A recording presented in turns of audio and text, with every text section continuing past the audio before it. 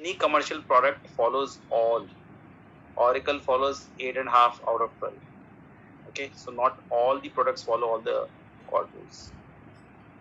So, but from interview point of view, they may ask you like what are CORD rules. You have to say CORD has written 12 rules to propose whether a DBMS has a relational model or not. Okay, and they might ask you to explain 3 or 4 CORD rules with examples. Okay, so CORD rule starts with rule 0. Let's read this and let's see whether we understand it or not. For a system to qualify as an RDBMS, it must be able. Give me one.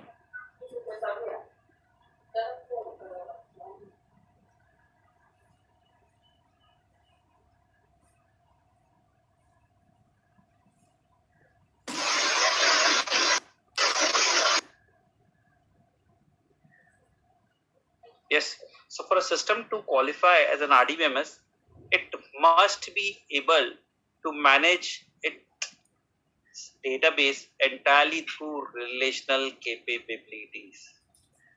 So which means if there is any product which call itself as RDBMS, it should be able to manage everything through relational capabilities. All the relational capabilities, right? For example, data, all the other rules are related to rule 0. For example, all the data should be accessible through SQL. All the data should be stored in the form of tables, right? So all those capabilities should exist. That is rule 0. Okay. So a DBMS must be able to manage entirely through what? Relational capabilities. And clearly written that all the other 12 rules are derived from rule 0, which is about relational capabilities. Okay, now let's go through the first rule. Now, Sonali, first rule is the easiest of the rules, right? So let's read it and let's understand why you didn't understand what does it mean. All information is to be represented as data stored in the cells of tables. The rows and columns have to be strictly unordered. So what does it say? All the data has to be stored in the form of tables. Yes.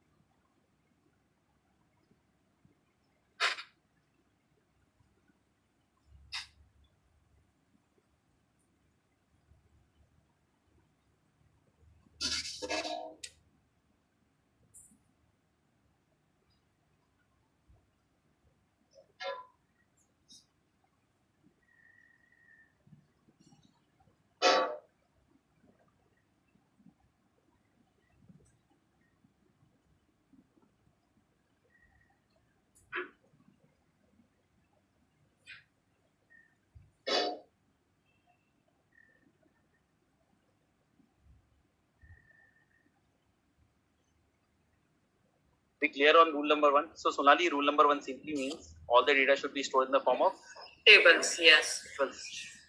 And the rows and columns should be strictly unordered. Do you understand what is the meaning of second point?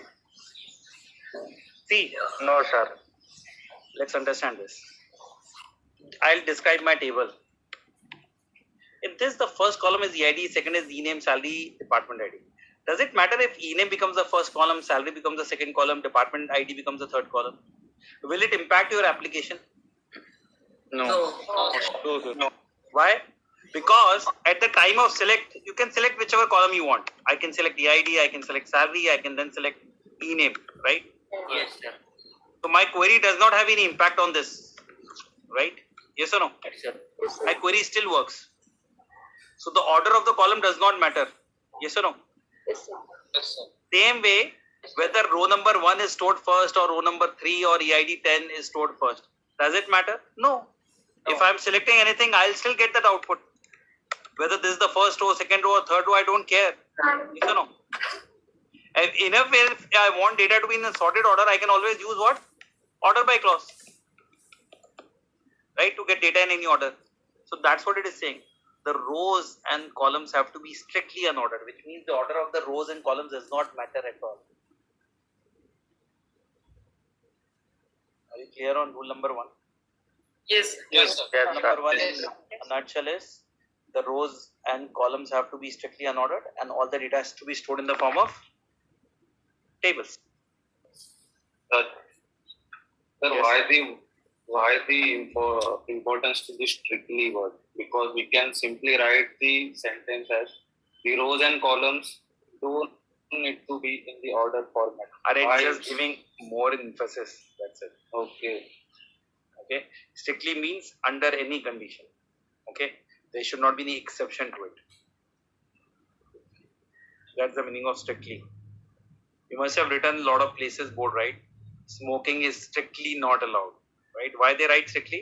So that even if you have any exceptions or you have any reason, still it should not be allowed.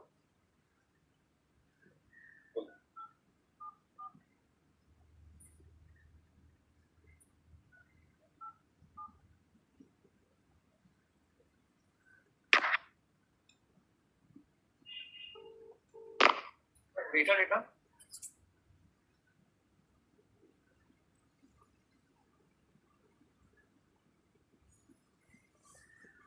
So second rule is guaranteed access. Okay. So each unique piece of data should be accessible by the key of the table, which is table name, primary key plus attribute. So any column can be accessible if you want to read any value of a table, right? As long as you have three things, you should be able to access it, which is table name, primary key and attribute. True or false? So if I want to know the salary of a person, what all things I need to know? The table name employee, the unique key or the primary key of that table, which is employee ID, and the column salary. Will I be able to get the data? Yes, sir. Yes. So guaranteed access means each unique piece of data should be accessible by table name, primary key of the table, and the column name. And the violation to it is some databases allow accessing the data through pointers. Pointers means through row IDs. MySQL does not have the concept of row ID, so you cannot access the data through pointers. Oracle violates this row. Oracle has the concept of row ID, which is physical address of the row. So there you are able to access the data directly, which is a violation of this rule.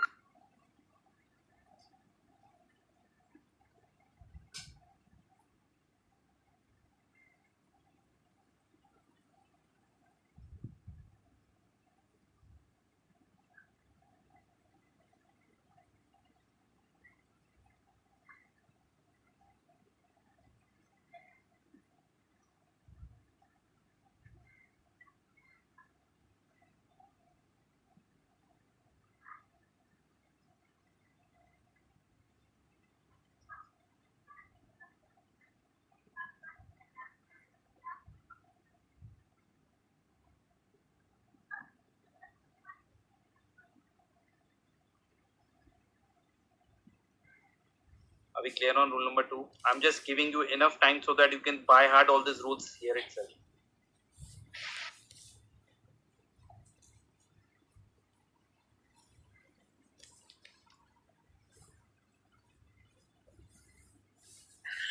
Can you repeat, sir, violation? Ability to directly access via In pointers? some databases, you are able to access the value of the table using physical address of the row, which are called as pointers. You must have studied pointers in C++ or Java, Yeah, or yes.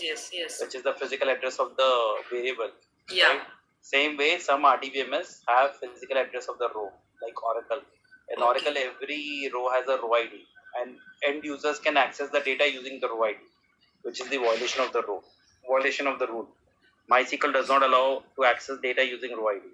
So MySQL is following rule number 2 properly. Oracle can access data by row ID, which means it is violating this rule. Okay, Yes. clear? Yes. Rule number 3, systematic treatment of null, which means all RDBMS should treat null properly, which means it should have operators like is null or is not null. Okay, so null means not missing data, not applicable, no value. It doesn't mean that. Okay, null simply means not yet defined. Okay, Okay, it's not 0 or not blank. Null is not 0, not blank. And the primary key should not have null value. These are all the properties your rule 3 should have. Primary key should not have null value. Expression on null should give null. How does it work? All RDBMS have two operators, is null or is not null. Plus, if you perform any operations on null, it should give null. How can you verify in MySQL? The last point. How can you validate the last point in MySQL? That expressions on null should give you null. It's null. Oh yeah. Perform any expression on null, na? Say null plus 2 should give me what? Minus grade. Null plus 2 should give me what? Null. Null. Null minus 2 should give me null. Anything you perform on null should give you what? Null. Even upper, converting to uppercase, should give me what? Null. So here it is giving something stupid, so it's a violation here. Okay. But most of the expressions with null is giving you what? Null here. Okay. So MySQL is also following the last point. Primary keys allow null values in MySQL or not? No. Not allowed. Not allowed. So third point is also followed, right? Yes. Should be handled consistently. Null does not mean 0 or blank, which is also correct, right? So null doesn't mean 0 or blank. And null may mean missing data. Yes, it is a missing data, data not yet defined, right? Or no value. Correct? Yes, sir.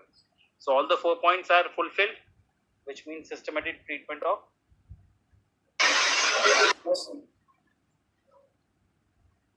Clear? Yes. Yes. Active online catalog. Database dictionary to have description of the database. Does MySQL have a database dictionary? Yes, sir. Which database has the dictionary? Yes. Information schema. And in the catalog should also be governed by the same rules as the rest of the data. Right? Even in information schema, all the data is stored in the form of what? Tables. So the information schema is following all the rules? Yes or no? Yeah. All the data is accessed through a SQL language. So the same query language to be used on catalog as on other application database. So even on information schema, you are writing the same query language? Yes or no? Yes, sir. So 3 points are there in the active online catalog, that every RDBMS should have a database dictionary to have the description of the database, like which all databases are there, which tables are there, which columns are there, what constraints are there, what privileges are there. And that catalog should also be governed by the same rules of CORD, right? And the third is, even the language that you're using to query your other databases should work on your information schema as well. Is it happening in MySQL? Yes. Yes, sir. Are you able to follow all these rules now? Yes. Yes. Yes, sir. Sure. Can I move forward or wait? So what should happen is, every day you should revise all the CORD rules at least once. Every day at least once.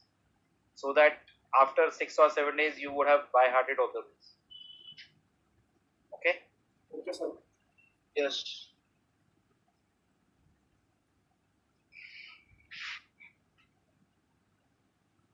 Powerful language. One well-defined language to provide all manners of accessing your data. So all RDBMS should have one powerful language to access your data. And what that language could be? SQL, right? Even if there is a file supporting table, that table should also be accessible only through SQL interface. Okay? If you are allowing any RDBMS to access the data directly for an end user, that's a violation. All the data of the RDBMS should be accessible through one language. Example, SQL. Is it happening in MySQL? In MySQL also we are able to access all the data only using one language? Yes or no? Yes. Yes. That language is SQL. SQL.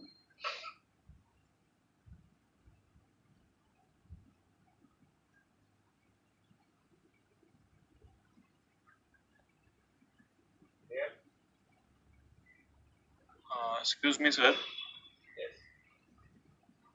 Sir, in MySQL, like without using the SQL commands, also we can like modify the table, no? No? How? Tell me how. How will you modify the table? Your voice is very low. How will you modify the tables without using SQL in MySQL? Sir, Workbench. And in Workbench also you're writing command only, na? No, sir. There we can like directly we can view the table, and there when we click on the table. Yeah. So when you're doing it internally, Workbench is writing a SQL command. Okay, only. okay. Yes, got it. Just given the user interface. It's like you create a Java application. Through web forms, you're inserting some data, but behind the scenes, Java code is writing insert commands only, right? Yes, sir. True. Got it now. Sir, and same as that of like if we import the data from Excel. So even that is done through a SQL command, copy commands. Okay. Okay.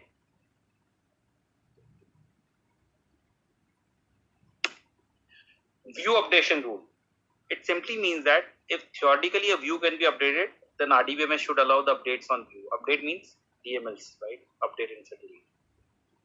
So all views that are theoretically updatable should be updatable. Very simple. All views which are theoretically updatable should be updatable. That is happening in MySQL as well? Yes or no? Are we able to perform DMLs on views? Yes. Yes. If theoretically it is possible, MySQL is allowing us to do that. What is the second thing? View is what? A virtual table. Yes, a view is a virtual table in MySQL as well. It is not storing any data. Temporarily divide from which table? The base table. So when you are accessing data from view, it is actually reading data from where?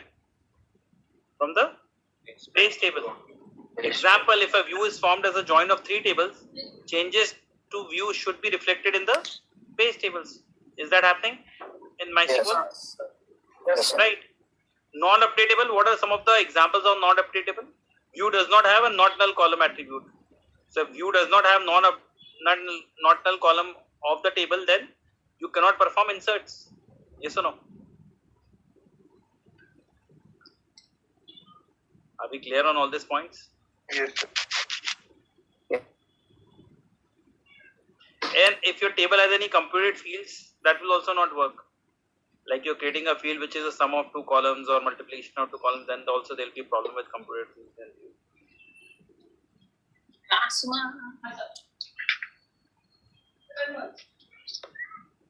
That's the rule about views. Relational level operations. There must be insert, update, delete operations at the level of relation. Set operations like union, intersection, minus should be supported. Is the first point supported in MySQL? Does MySQL allow insert, update, and delete? Yes, sir. Level Yes. of relation. Yes, sir. MySQL allow all the set operations or only some? Only The operation, only union. So even MySQL is not supporting intersect and minus. But we have a workaround, right? Do we have a workaround for intersect and minus? Yes, sir. Yeah, sir. So that's why even MySQL is not following all the 12 rules strictly, right? It is following some of them, it's not following some of them, right? Yes, sir. Is it a very simple rule or not? So Sonali, you were saying that you couldn't follow at all. Did you read this? At the start, before this, before starting the DBMS lecture, I read this. At that time, I didn't got it. Now But I got now- it. Yeah. Okay. But just going through now is not enough. You have to revise at least 10 more times Yes. Okay. Yes. in the next 5 days. At least 10 more times. Okay. So that you remember at least 80 to 90% of it. Yes. Are we all clear till rule number 7? Yes. Yes, sir. Yes. Rule number 8, physical data independence. See, we are storing all the data in MySQL, right? Behind the scene, the data is stored physically on the disk somewhere. Yes or no? Yes, sir. It's C drive, D drive. Does it matter to us when we are querying it? Is it going to change our queries if the data is on the C drive or D drive or E drive? No, sir. Still going to query by saying select from table, right? Yes, sir. So that's what rule number 8 is. Physical data independence means the physical storage of the data should not matter to the system. So the end user should not worry where the data is physically stored, on C drive, D drive, E drive, where it is stored. No one cares because you are just reading the data using the table name. Okay? Make sense? So behind the scene, the file that is mapped to the table, the physical file, was renamed or moved from one disk to another. Will it affect the application?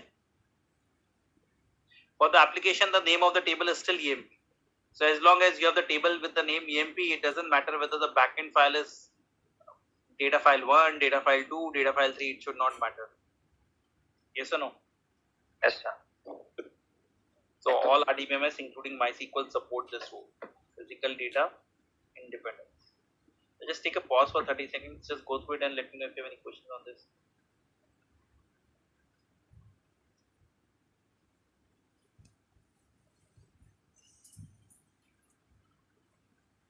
Okay.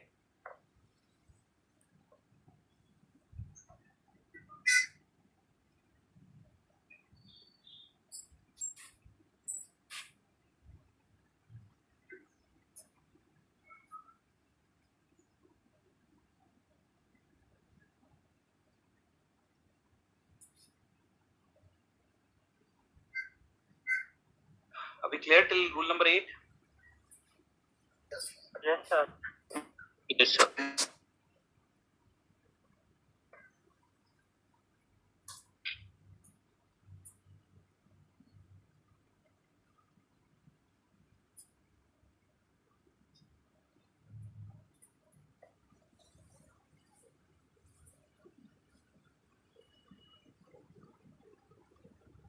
Rule number 9 is about logical data independence.